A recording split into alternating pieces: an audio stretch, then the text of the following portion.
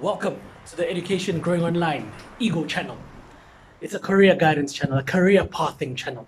And today we have the lovely Dogos who's going to tell us about her career.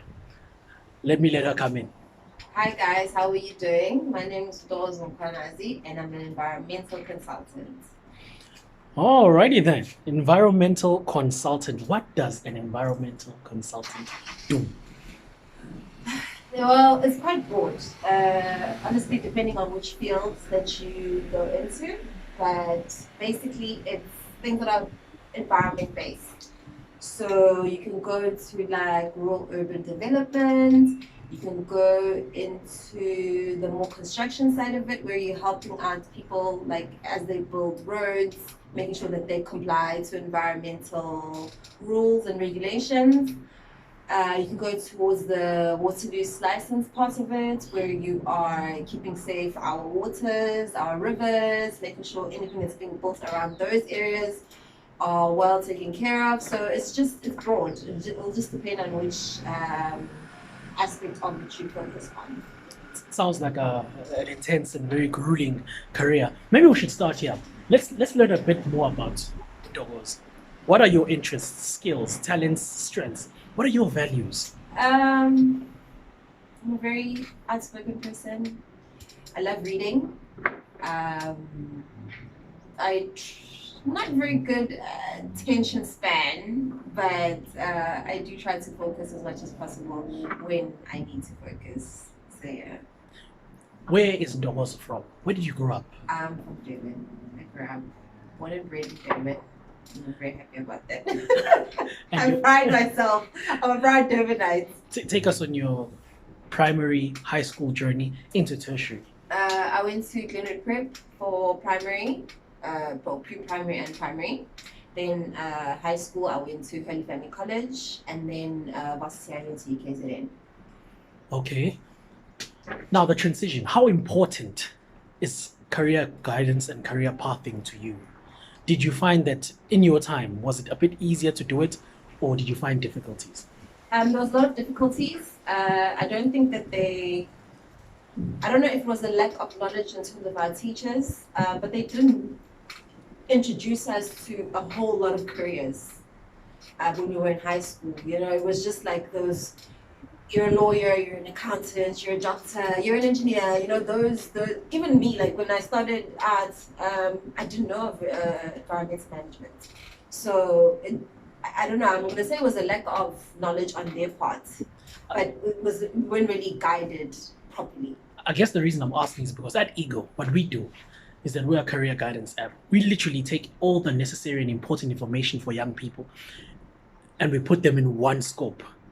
So what do I mean by that? I mean that we list all the careers. So a person walks into our system and they just say they want to be a doctor or environmentalist. So when they say that, they're able to see all the application forms, all the institutions, they're able to see the available bursaries, they're able to see the different accommodations around the institution which they've picked.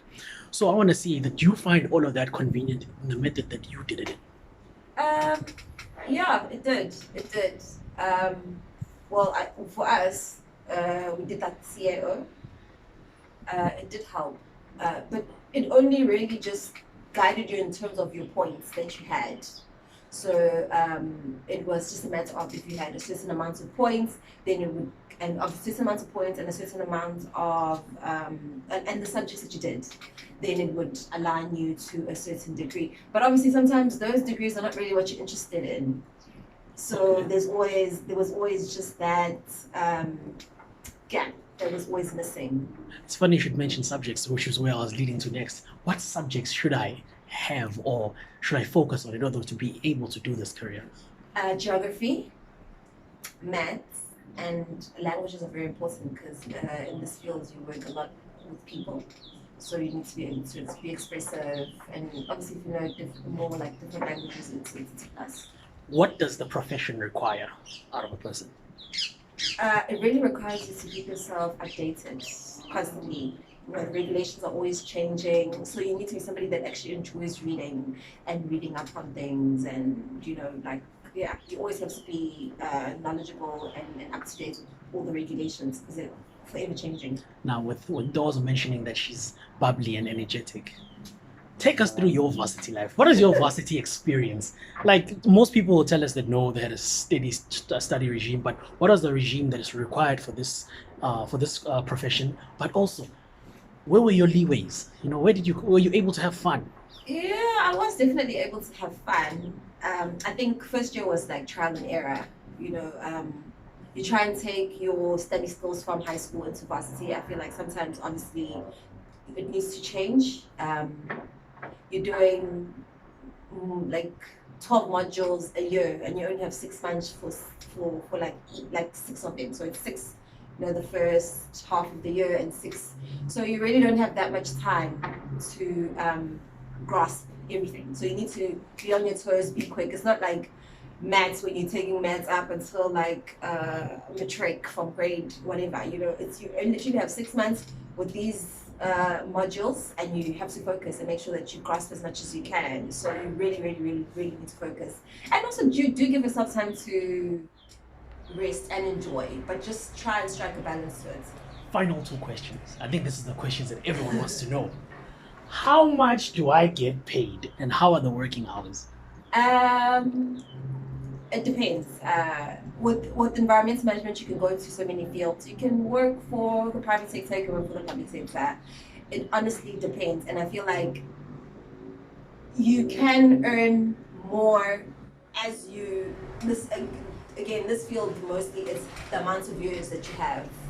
That's the important part. And if you carry on studying and become like and specialize in a certain field, you get paid quite a bit.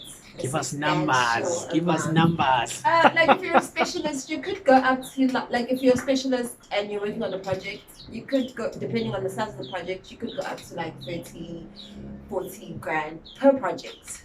You know, but like I said, that takes time. You can't just come into the industry and become a specialist. You know, you do your degree and then you carry on in order for you to specialize into that particular field.